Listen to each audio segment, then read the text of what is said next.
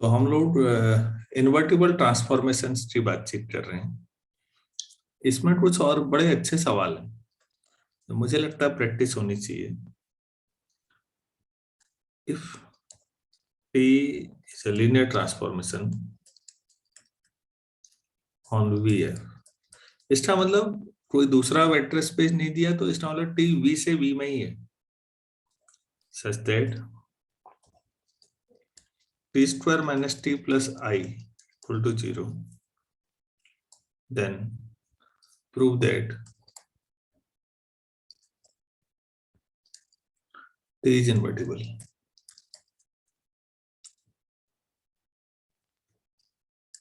तो अगर ऐसा है तो T इन्वर्टिबल में ये दिखाना है।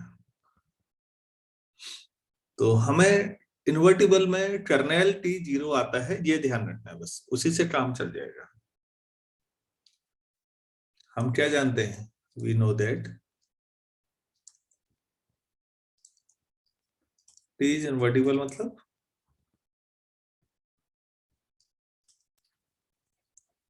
If and only if kernel T मतलब नल स्पेस क्या होगा? Zero vector. जीरो वेक्टर है, ठीक हो गया। तो आ जाएगा let x belongs to kernel T। तो भाई Tx equal to zero vector होगा, ठीक है। इसको इक्वेशन 1 मान लेते हैं। नाउ आपको दिया हुआ है T square minus T plus I, देखते हैं इसमें क्या आता है। तो ये हो जाएगा T square of x minus T of x plus I of x.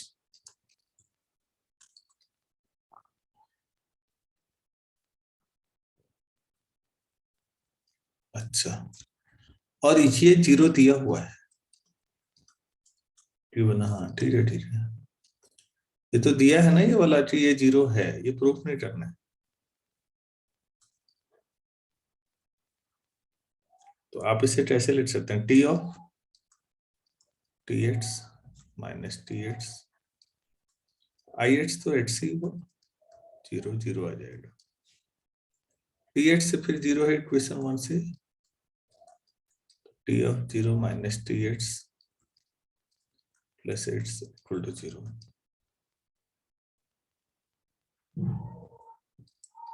T X भी जीरो है, एक्स इक्वल टू जीरो। तो फिर फाइनली क्या प्रूफ हो गया? आप एक्स को कर्नेल में ले रहे थे और प्रूफ हो गया कि एक्स से जीरो वेक्टर है। तो कर्नेल टी कितना आ गया? जीरो। और इसका मतलब टी इज इनवर्टिबल। अच्छा सवाल है, छोटे छोटे क्वेश्चन है। टी लीनियर ट्रांसफॉर्मेशन दे रखा है और एक आइडेंटिटी टाइप की दे रखी है आपको, और आपको प्रूफ करना है कि टी इन्वर्टिबल है। तो बेसिकली आपको प्रूफ ये करना है कि टी का कर्नेल केवल जीरो वेक्टर होगा और कुछ भी नहीं हो सकता। तो ये डिफरेंट क्वेश्चंस हैं अलग अलग जो आए हुए, तो मैं वही ले रहा हूँ, सब वही प्रैक्टिस कर रहा हूँ। इन्वर्टिबल पे क्वेश्चंस फ्रीक्वेंटली पूछे जाते रहते हैं।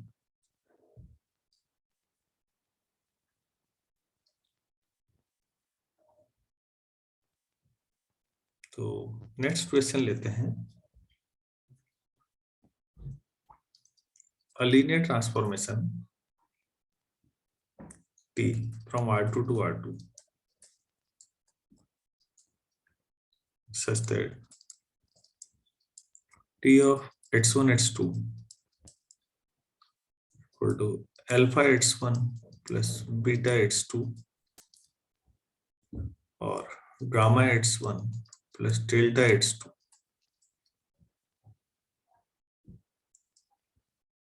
where alpha, beta, gamma, delta are fixed real numbers। ये बदलेंगे नहीं, रियल नंबर है लेकिन फिट्स हैं। ये ब्रैकेट में डाल देता हूं।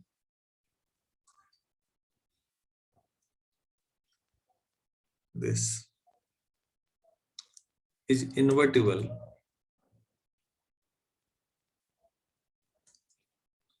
if and only if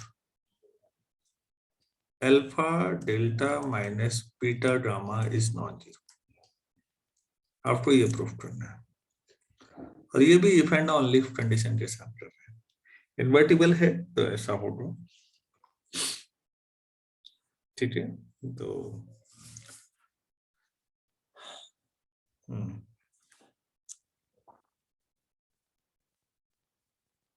T invertible का एक ही है, सिंस टी इज इन्वर्टिबल मतलब कर्नेल, इस पर ध्यान दीजिएगा। इन्वर्टिबल का मतलब if and only if kernel T क्या हो जाएगा, जीरो वेक्टर। जीरो। तो बच्चों यही चीज आपको हिंट भी दे देती है। हर सवाल आप गौर करिएगा, हम यहीं से शुरू कर रहे हैं। x1 x2 आपके पास कर्नेल टी में मान लेते हैं कोई वेक्टर है, अगर ये जीरो वेक्टर आ जाएगा तो ठीक, इन्वर्टिबल हो जाएगा, वरना नहीं होगा। तो फिर टी ऑफ x1 x2 अगर कर्नेल में है तो ये 0 0 आएगा। टी ऑफ x1 x2 आपने लिखा हुआ है alpha x1 plus beta x2 gamma x1 plus delta x2 is equal to 0 0। तो आपके पास दो इक्वेशन है, पहली है alpha x1 plus beta x2 equal to 0, दूसरी है gamma x1 plus delta x2 equal to 0। तो आप इसे ऐसा लिख सकते हैं alpha beta gamma delta into x1 x2 matrix form में इक्वल टू 0 0।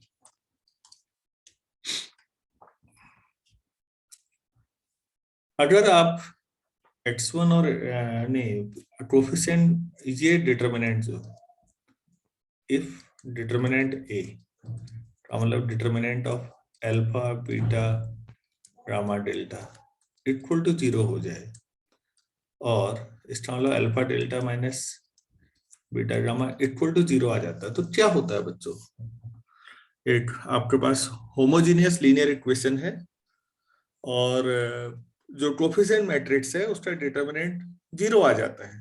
तो याद है आप लोगों को क्या होता था, rank is less than 2। Rank is less than 2, तो नॉन जीरो सॉल्यूशन भी आएंगे। Yes sir. सर ठीक है ना। तो अगर मैं ये कहूं कि ऐसा है, अब ऐसा भी है, तो क्या कहूं, rank is equal to 2। Rank 2 है तो अननोन भी 2 ही हैं, तो केवल 0 सॉल्यूशन आएगा। Yes sir. Yes, sir.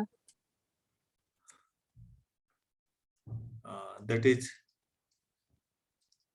rank of A 2 आ गया, तो नंबर ऑफ अननोन्स, अननोन है x1 x2, तो फिर x1 इक्वल टू x2 दोनों क्या आएंगे, केवल 0 सॉल्यूशन ही आएगा ना केवल। So yes sir. Yes. 0 solution exist.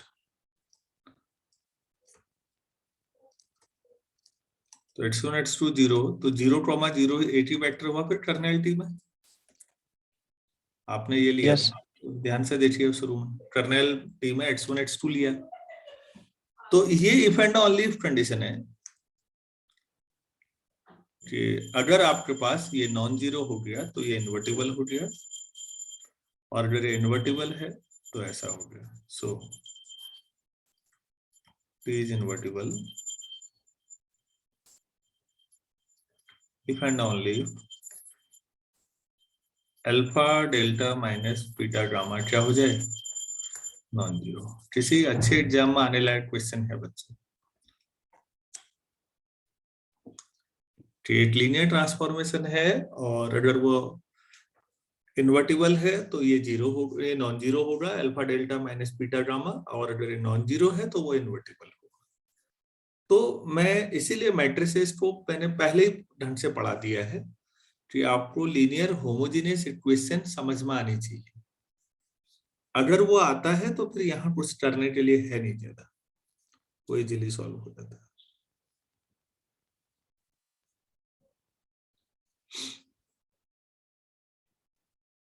आगे बढ़े। Yes sir. आप लोग बता देना कि कॉलेज आना भी है आपको, तो कितना 8:30 पे रोक दें? Yes sir. अच्छा।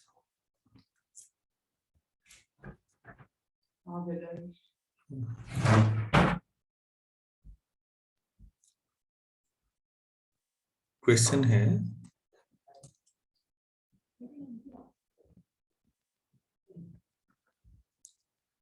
इफ नहीं लेट करते हैं, let T B a linear transformation from R3 into R2 and let U be a linear transformation from R2 into R3। ठीक है, T है R3 से R2 में लीनियर ट्रांसफॉर्मेशन और U है R2 से R3 में। Prove that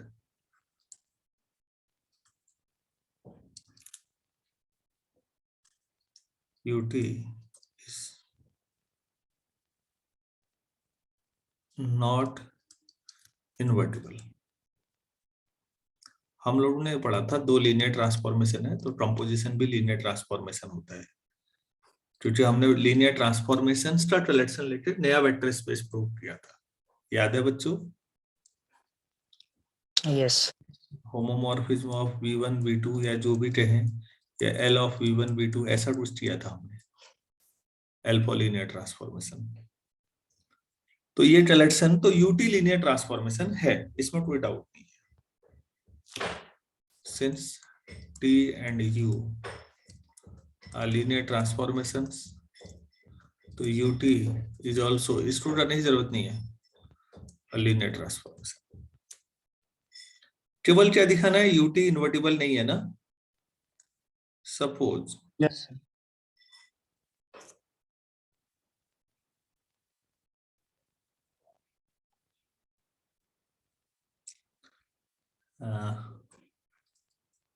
kernel of UT equal to 0 vector.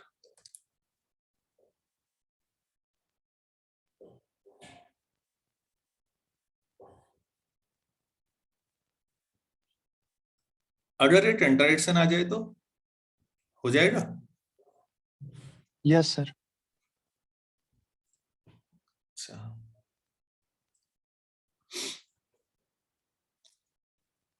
मान लेते हैं एक वेक्टर B मान लेता हूं, B belongs to kernel of T,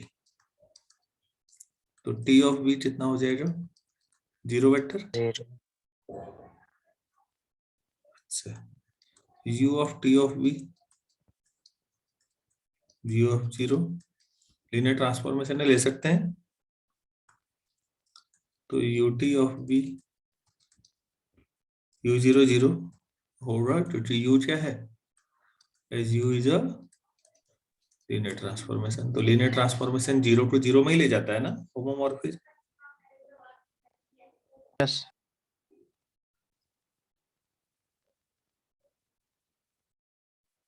अच्छा, तो इसका मतलब V belongs to kernel of UT। ये यस। UT जो है V को 0 पे ले जा रहा है, UT भी लीनियर ट्रांसफॉर्मेशन है और वो V को 0 पे ले जा रहा है, तो V कर्नेल में आ जाएगा।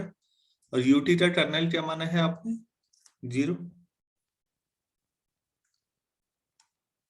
तो इसका मतलब V क्या हो जाएगा,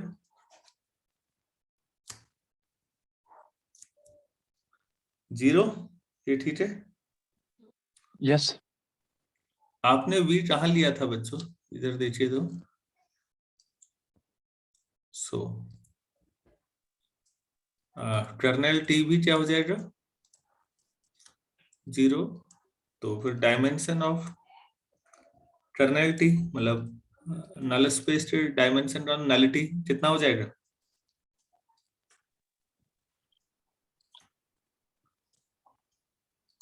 यूजिन, रेंड नलिटी थ्योरम या Sylvester theorem? Sylvester's theorem. Dimension of range of T plus dimension of kernel of T equal to dimension of domain T कहाँ से कहाँ है? मैं अब देखिए तो R3 से R2, Yes, sir. Domain R3 हो जाएगा। रेंज ऑफ T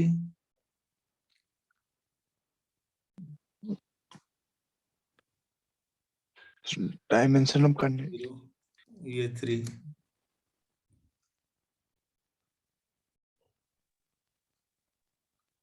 Contradiction आ गई कैसे? सर। उसकी dimension sir R3 to R2 है, तो सर हाँ, रेंज की डायमेंशन 3 आ गई। बहुत बढ़िया। ये आ गया 2,